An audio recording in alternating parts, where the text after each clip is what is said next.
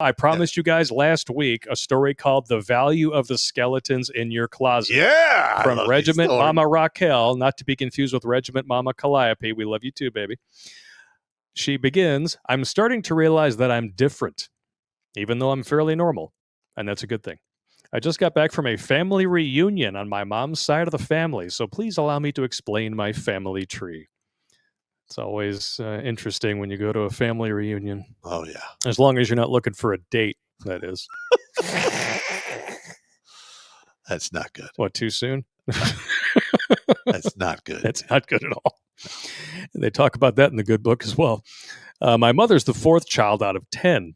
Oh, by the way, did you know that I think it's in Pakistan, 33% of marriages are with first cousins or something like that? Yeah. It might be more. That explains a lot. Yeah, definitely the national, the average IQ. Yeah, a little bit. Room temperature IQ people. Keep going, you're going to get shoe size IQ people. It's my first cousin and my sister. I'm not saying some of those countries don't already exist. No, just saying. But they totally invented everything. Out of all of her siblings, she's the only one, along with her oldest brother, that has not been divorced and has stayed married. I have over 25 first cousins just on that side of the family alone. And many of the stories I could tell you would put Jerry Springer to shame.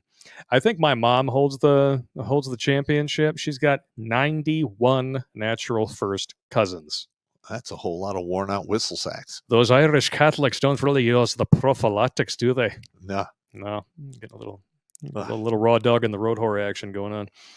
At this particular reunion, only 4 siblings actually came with their spouses, along with myself and my family, my brother and his family, and 2 of my cousins along with their families. So about 30 people.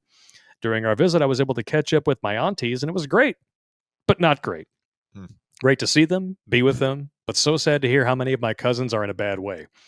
Genetic predisposition for addictive behavior and making very bad decisions is definitely something that runs in the blood. This is a story from the beginning. My mom's mom, a.k.a. Grandma. Genetic predisposition mentioned above comes from her. I haven't been able to do much research into my grandfather's side of the family, but I know that my grandmother was adopted. Her biological mother and father were alcoholics and would lock her and her siblings in the basement or cellar of their home while they drank. Well, you don't want them to see it, right? You sit down there in the dark, play with the worms. Not those worms. Sometimes they were left down there for days. Very little food and water to share between all the children. I believe she had 4 or 5 siblings. Eventually, a neighbor got wise to what was happening, and the state came in and took custody of my grandmother and her siblings. They were all put up for adoption, and I don't know if she ever saw her brothers or sisters again. That's one of the saddest fucking things that can happen to kids.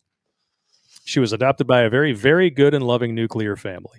They never abused or hurt her and really loved her like she was theirs. I believe she was 7 or 8 when she was officially adopted by this family.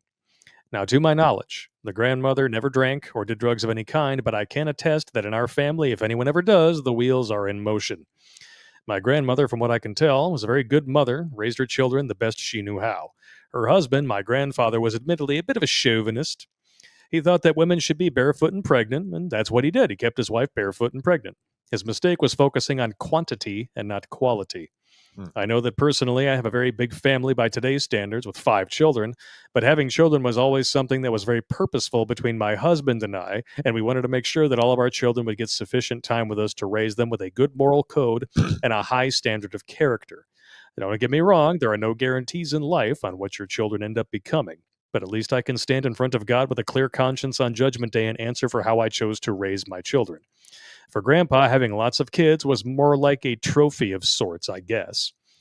After my grandmother had her 5th child, that child sadly passed away from complications during birth.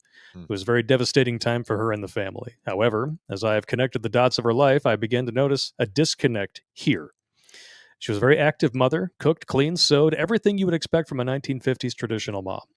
After the loss of her 5th child, things changed, but she and my grandfather continued to have children.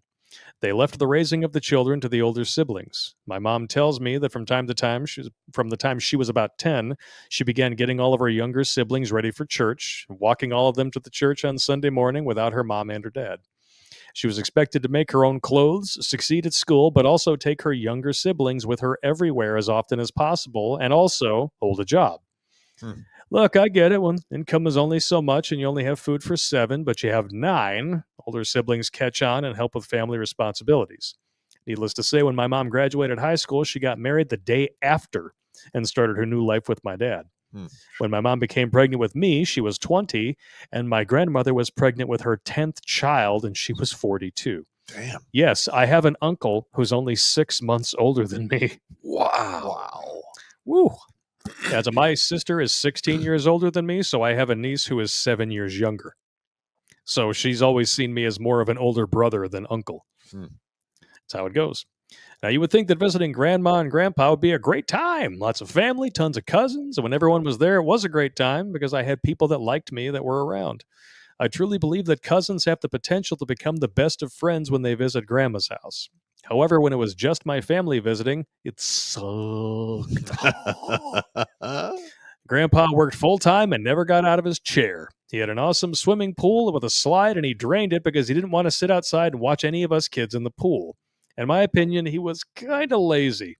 Grandma decided that she would also work full-time shortly after her last baby was born. She decided to join the police academy and became a homicide detective for the metropolitan area where they lived, working the swing shift during the night.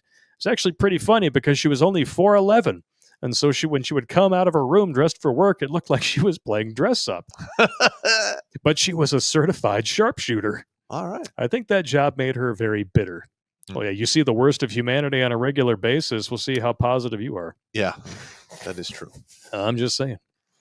Just look at what we do. Just looking up the sources for the show sometimes makes us be like, Wango Tango, great example. Yeah. I've never seen you that drunk on a shoot before or since. But remember, you brought it up many times. Like, no, I can't do it. I can't do it.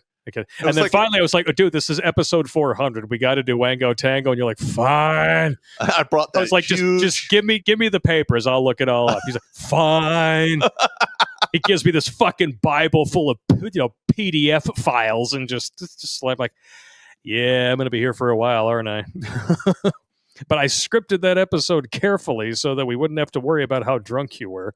Still took like 4 hours to shoot. I believe, didn't I take a nap in your dog bed? Yeah, you rolled up the dog bed and you were just kind of like, they're pretty. I need 5 minutes. Defense, they're pretty comfortable.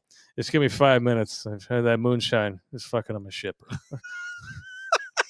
Should have just gave you the Guinness Extra Stout. You would have been fine. Tongue is numb. Tongue is numb. Like Jar Jar Binks. Jail. When just our family would visit their home, Grandma would be resting or getting ready for her shift, and Grandpa would come home, sit in his chair, and watch TV. Literally, that is all he would do. Kind of sounds like my dad. He'd come home, eat dinner, bitch to my mom for like a half hour, and then he'd go lay on the couch. Sounds pretty familiar. Yeah. I guess. There was never a home-cooked meal, cold water to drink, or anything really good in the fridge or pantry to eat. It was definitely not the home that my mom grew up in. My uncles and male cousins were always up to no good, experimenting with alcohol and drugs. Drugs are bad, okay? As I got older, by the way, doesn't Tim Walz look like a post-transition Mr. Garrison? He looks like a pedophile. Yeah, I was going to say Chomo. Or yeah, Captain Kangaroo, the pedophile. I'm just saying, balls to the walls might be missing his balls. Dude, the guy just needs a fucking van and an imaginary lost dog.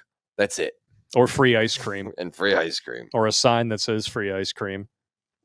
I'm sure the cream is something else. The disgusting pedo. Oh, God. Oh, allegedly, Blake. Of course. Oh, my God. I'm sure for him it would be it would be a Neapolitan because that's the 3 colors of the butt sex rainbow right there. Oh, my God. Damn it. Blake, what? Fuck, dude. You disgusting bastard. Jesus. Ben and Jerry's new flavor. So just wrong. You know that how they have cocks away. Ben and Jerry's new flavor, chunky monkeypox. Oh, man. Oh, my God. It's dicks everywhere.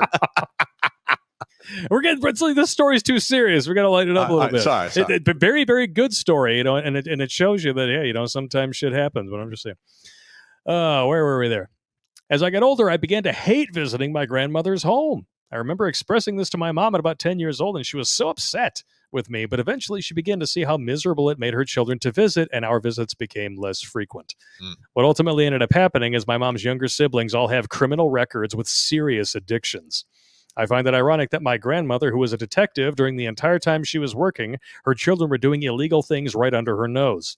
It's also ironic that even though she had never brought alcohol into her own home, 5 of her 9 living children are bona fide alcoholics and drug addicts, and even some have worked as exotic dancers. Okay. To put it nicely. So Dave's quality of woman. Pay to play. I mean, it does resolve a lot of issues. We're back to the Polacks. Okay, these chicks are on the pole. Like, I mean, at this age, I'm looking for peace. They run the elections. They run the strip joints. You fucking Polacks. What's cheaper? What's cheaper? A fucking dancer and a mouth hug with a $50 penicillin shot, or all the other alternatives? A box of crayons. I'm just saying. I have already done the video, man.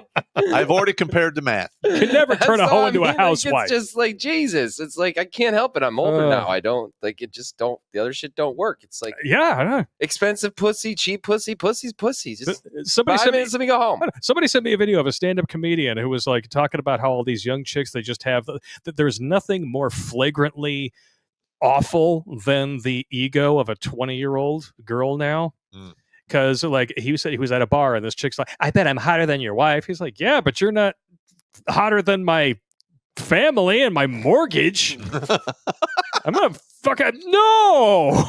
Get away. Get the fuck away. Like, that stuff is sexy. I'm gonna just get the fuck away from it. Girls get legitimately angry when you turn them down, especially for sex. When you're like, because I especially like with when I divorced my ex-wife and all that, like you start to, it's like, no, you legitimately, your dick doesn't work for them and stuff like that, and they know it. It's like, oh, it's only half hard. It's like, well, I'm only kind of half into you now. Yeah. Like, I don't know what to tell you. I'm playing pool with a piece of rope here. Yeah, it's like, it's amazing. You actually have to do something to be a decent person and partner. Yeah, we finished, and not gaining 100 pounds doesn't help either. I'm just saying. I can't say that if my grandmother had not decided to work, that her children would have turned out differently, because I'm no fortune teller. But in my opinion, I would have to make the argument that if she had stayed home, perhaps gotten help for her grief, things would have turned out differently. I'm currently 42. I'm the age that my grandmother was when she found out she was pregnant with her last baby. In all honesty, I think I would lay down and cry if I found out that I was pregnant today. So you come off like Regiment Mama, but you're more like Regiment Sister. Yeah. Okay, so Calliope will be Regiment Mama, you could be Regiment Sis. How about that? Although some people in the regiment are kind of young, like Jackal, he would look up and call her an older lady, but just saying. In all honesty, I think I would lay down and cry if I found out I was pregnant today, not because I wouldn't want the child, but because my last pregnancy, I was 35, and it was my most difficult. Women are definitely meant to have children before 35. Did you know that women begin to decline in fertility at 27? Fun fact. Yeah. Really? Yeah. Oh, yeah. That's why if you break up early? with one at that age, they get a little pissy. So what is the value of this story? Why does it even matter? It matters because today women think they can have it all. A career and a family, and keep their mental illness. That is truer than I ever knew until I read the words aloud. Yep. Wow. Yeah. Trauma bonding. It's the new thing. I have seen it for myself over and over and over again, that it isn't possible even when you're married. It is a falsehood of this world that the boss babe will make your life fulfilling. It is a falsehood that you should love yourself before loving others. You go, queen. The anecdote is gratitude, accepting that you are messed up and serving others even when you need service too. Throwing yourself into a career and shirking your parental responsibilities might get you worldly status, but it will come with great sacrifice.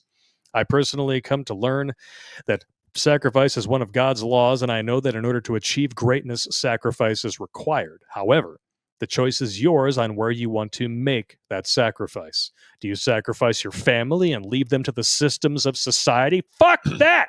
Or nannies to raise your children? Or would you rather sacrifice the fancier things in life, such as vacations, nicer clothes, new cars, or a bigger home in order to raise your children to the best of your ability and give the best of yourself to them? For me, I choose the latter. I don't think I could live a superficial life and have superficial relationships with my kids and my husband, but have all the stuff for the accolades. To me, the value of being a mother and a wife is truly fulfilling and what brings meaning and purpose to my life. This is my battle cry for the sad, lonely women of today. Service is where you will find joy. And the jobs that these women pick, even after going $100,000 into student debt, prove this over and over again. Yes, I do. So by today's standards, I'm different. I'm the odd one in my extended family and the odd one in the real world, and I'm okay with it. Much love, Raquel. All right. Damn. Yeah, that's like a damn good story. Yeah, she builds it up, and then right in those last two paragraphs, like, huh. So some food for thought. Watch Grunt Speak live every Tuesday and Thursday at 8 p.m. Eastern. And if you want to join Pop for Supporter Sundays, go to redonkulous.com/donate and make a monthly pledge. A link is in the meat caser box.